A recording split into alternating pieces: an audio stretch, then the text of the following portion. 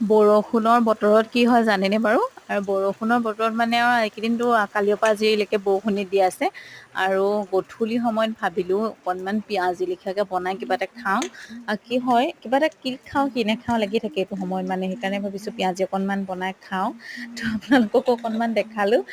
কি হয় মানে ইমান ইটো সিটো খাওঁ খাওঁ লাগি থাকে মানে বতৰটো বেয়া হয় বিশেষকৈ।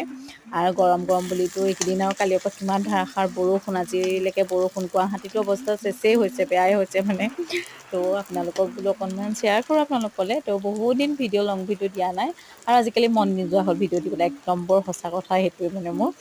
তো আজি বোলো শ্বৰ্ট এটাকে আপোনালোকলৈ আগবঢ়াইছোঁ, আপোনালোকে চাব শেষলৈকে ভিডিঅ'টো। আৰু কেনেকুৱা হৈছে জনাব। আৰু খাবলৈ বহুত টেষ্টি হ'ল। লাল চাহৰ লগতে খালোঁ। আৰু খাবলৈ বহুত ভাল লাগিলে। তো আপোনালোকক অকণমান শ্বেয়াৰ কৰিলে আপোনালোকে যদি ভাল পালে লাইক কমেণ্ট কৰিব। আৰু যিসকলে মোৰ চেনেলত নতুন হয় মোৰ ছাবস্ক্ৰাইব কৰিব নিউসকলে আৰু লাইক কৰিব।